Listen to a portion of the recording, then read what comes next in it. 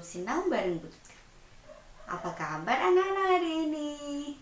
Bu Tuti selalu berharap semoga anak-anak selalu sehat, selalu semangat, dan tetap di rumah aja.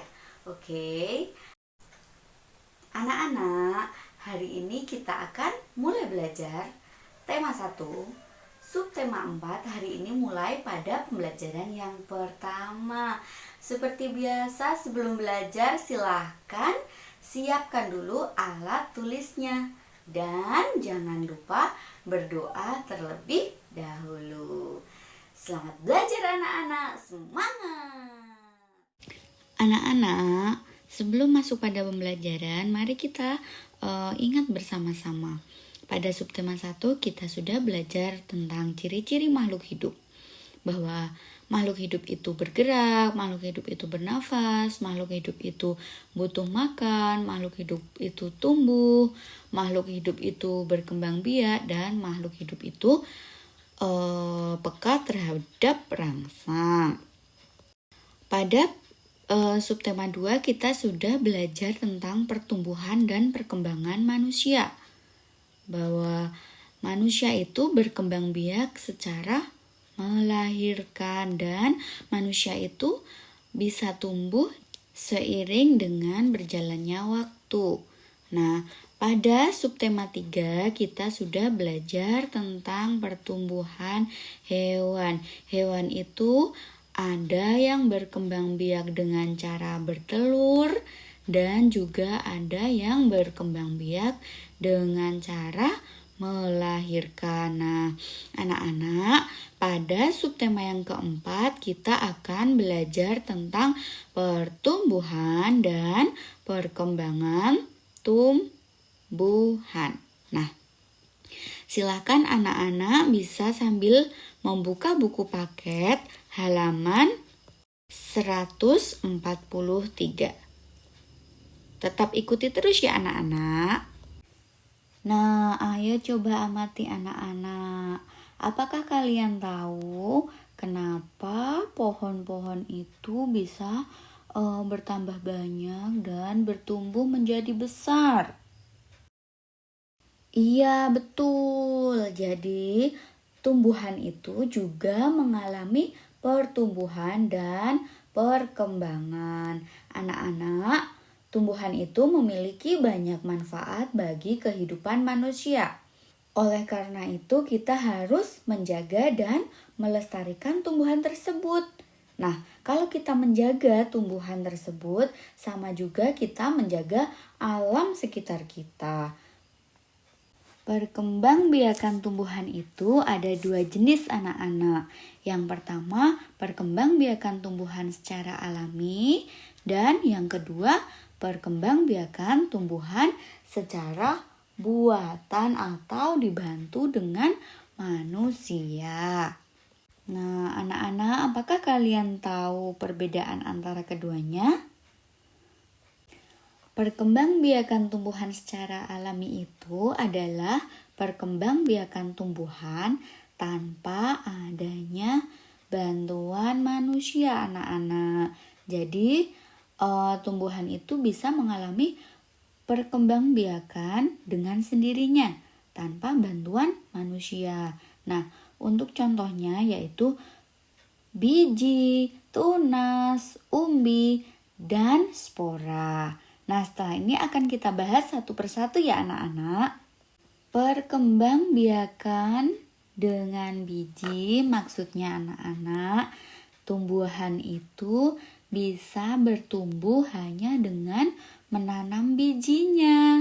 Nah, contohnya pohon mangga, kemudian pohon jeruk, dan semangka. Nah, jadi pohon-pohon tersebut bisa berkembang biak hanya dengan cara menanam bijinya. Yang kedua, perkembangbiakan dengan tunas. Contohnya cocor bebek, pohon pisang, dan pohon bambu. Nah, ada lagi selain itu seperti pohon kelapa. Jadi, pohon-pohon ini akan bertumbuh tunasnya. Di samping induknya. Nah, itu yang namanya perkembangbiakan dengan tunas. Yang ketiga, perkembangbiakan umbi. Perkembangbiakan umbi ini terjadi di dalam tanah. Jadi anak-anak, tumbuhan yang mengalami perkembangbiakan secara umbi ini, tumbuhan-tumbuhan tersebut akan berkembang biak di dalam tanah. Contohnya seperti wortel, bawang, singkong, dan bunga bakung. Yang keempat, perkembangbiakan dengan spora. Nah, contoh tumbuhan yang mengalami perkembangbiakan dengan spora ini tumbuhan paku, jamur, dan lumut. Selanjutnya, perkembangbiakan tumbuhan secara buatan. Perkembangbiakan tumbuhan secara buatan ini adalah perkembangbiakan tumbuhan dengan adanya bantuan manusia.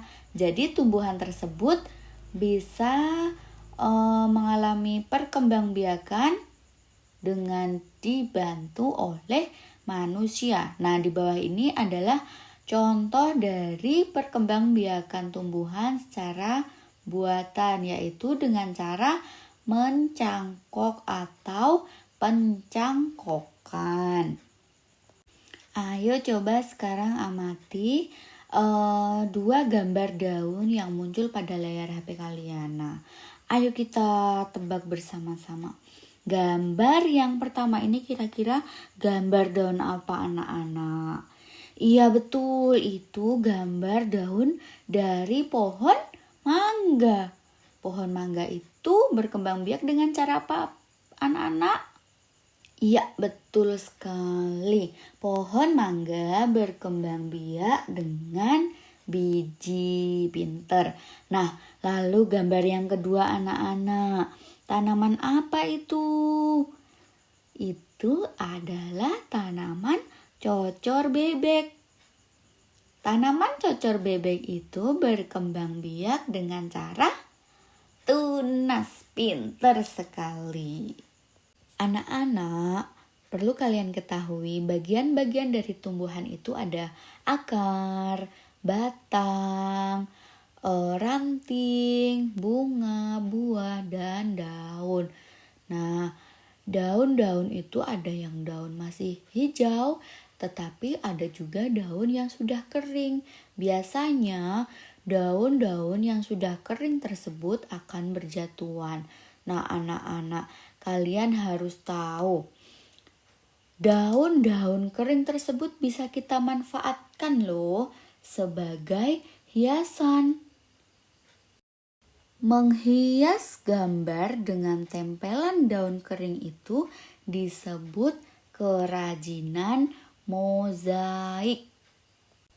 Ada dua jenis bahan yang bisa kamu gunakan untuk membuat kerajinan mozaik, yaitu bahan alami dan bahan buatan. Contoh dari bahan alami yaitu biji-bijian, batang, daun, kulit buah, cangkang telur, dan lain-lain. Sedangkan untuk bahan buatan seperti kertas, kaca, keramik, dan kain perca. Nah, anak-anak, ini adalah contoh kerajinan mozaik yang dihias dari bahan-bahan alami. Seperti ada yang dari biji-bijian dan juga ada dari daun-daunan. Selanjutnya, ini contoh dari kerajinan mozaik dari bahan buatan. Seperti yang sudah disebutkan tadi, bahan buatan itu seperti kertas, keramik, kain perca, dan kaca. Nah, ini adalah contoh mozaik dari kertas ya anak-anak. Jadi kertasnya dipotong kecil-kecil terlebih dahulu, kemudian ditempelkan pada gambar yang sudah tersedia menggunakan lem. Nah, nanti anak-anak bisa mempraktekkan di rumah pada gambar yang sudah disediakan pada modul ya anak-anak. Kalian praktekkan menggunakan bahan kertas saja. Udin dan kawan-kawan akan membuat mozaik menggunakan biji-bijian. Nah, Bu Tuti memiliki 10 biji kacang merah yang akan dibagikan kepada 2 kelompok tersebut dengan jumlah yang sama banyak. Berapa banyak biji kacang merah yang diterima setiap kelompok? Nah, kira-kira bagaimana caranya ya anak-anak? Perhatikan contoh penyelesaian berikut ini. Tahapan yang pertama, pindahkan 2 biji kacang merah, letakkan masing-masing biji pada 2 tempat yang sudah disiapkan. Jadi, satu pindah di kelompok A, satu pindah ke kelompok B. Kejadian tersebut bisa ditulis dalam kalimat matematika. 10 dikurangi 2 sama dengan 8. Jadi tersisa ada 8 biji kacang merah. Tahapan yang kedua, pindahkan 2 biji kacang merah, masing-masing 1 biji pada setiap tempat. Jadi seperti tadi anak-anak, 1 dipindahkan ke kelompok A dan 1 lagi dipindahkan ke kelompok B. Dalam kalimat matematika bisa ditulis 8 dikurangi 2 sama dengan 6. Jadi sisa 6 kacang merah. Nah, lakukan tahapan tersebut sampai biji di dalam toples habis ya anak-anak. Jika sudah habis, pada kelompok A ada 5 kacang merah dan di kelompok B juga ada 5 kacang merah. Kejadian seperti dalam gambar tersebut bisa dituliskan 10 dikurangi 2, dikurangi 2, dikurangi 2, dikurangi 2, dikurangi 2 sama dengan 0. Anak-anak, pengulangan berulang seperti yang di atas tadi sampai tidak ada yang tersisa itu disebut juga dengan istilah pembagian. Nah, proses pembagian tersebut jika ditulis dalam bentuk pembagian jadinya seperti ini.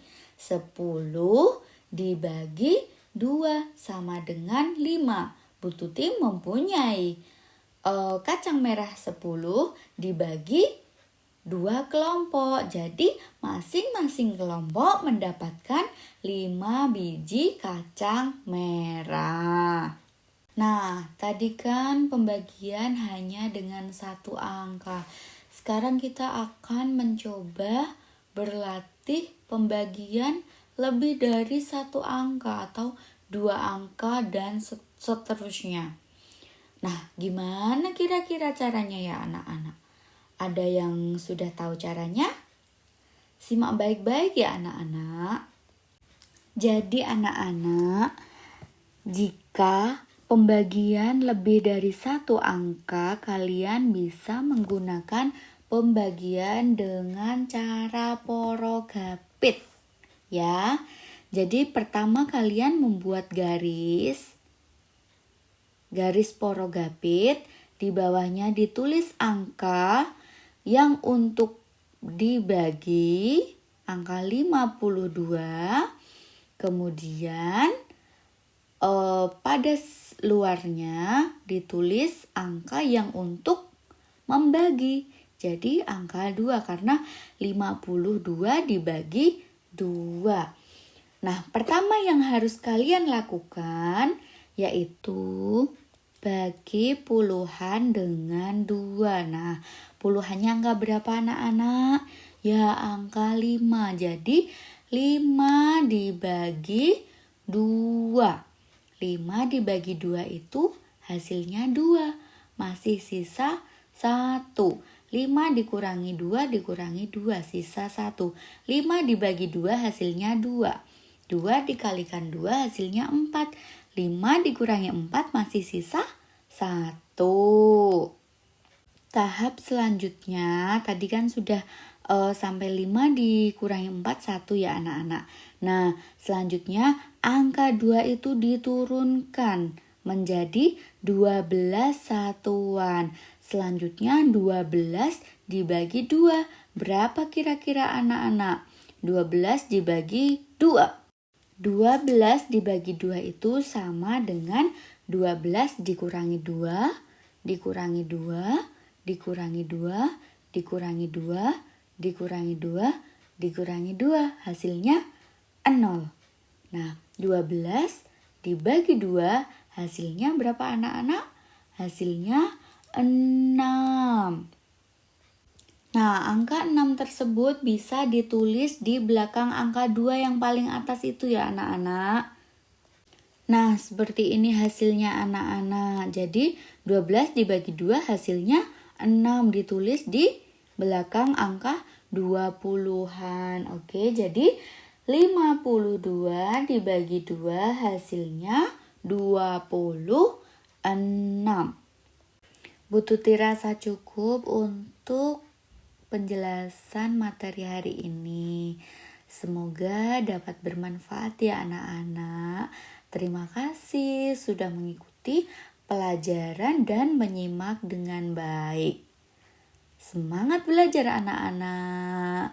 Sampai jumpa besok.